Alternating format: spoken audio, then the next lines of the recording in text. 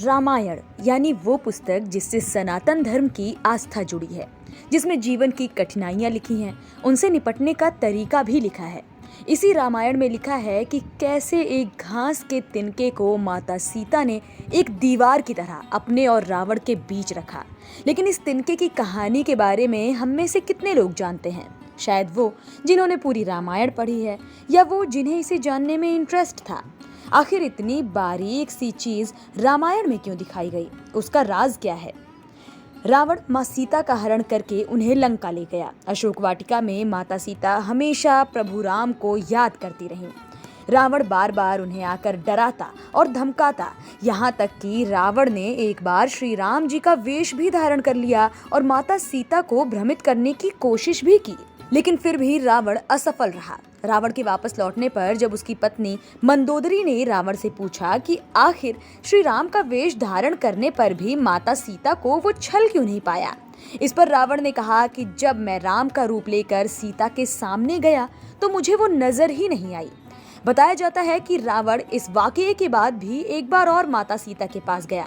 उसने कहा कि मैं तुमसे सीधी सीधी बात करता हूँ, लेकिन तुम कैसी नारी हो कि मेरे आते ही घास का तिनका उठाकर उसे ही घूर घूर कर देखने लगती हो।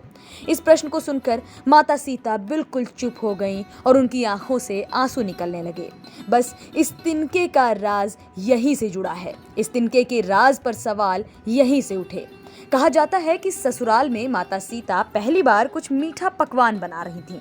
माता सीता ने अपने हाथों से बनाई खीर सबको परोसी। इस पहली रसोई के पकवान को खाने के लिए राजा दशरथ के साथ साथ राजमहल के बाकी लोग और संत महात्मा भी आए। अचानक भोजन परोसने के बाद ही तेज हवा चली। ठीक उसी समय राजा दशरथ की खीर में एक छोटा सा घास का तिनका आकर गिर गया। माता सीता ने इसे देखा, लेकिन खीर में हाथ डालने में उन्हें थोड़ा संकोच हुआ। माता सीता ने उस तिनके को घूर कर देखा और वो तिनका जल कर राख हो गया। माता सीता को लगा कि उनका ये चमत्कार किसी ने नहीं देखा, लेकिन राजा दशरथ इस चमत्कार को अपनी आंखों से देख रहे थे।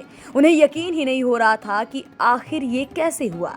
भोजन के बाद राजा दशरथ अपने कक्ष में गए और काफी देर तक सोचते रहे। इसके बाद उन्होंने माता सीता को अपने कक्ष में बुलवाया। यहाँ राजा दशरथ ने माता सीता से कहा कि वो उनकी सच्चाई जान गए हैं कि वही जगत जननी है।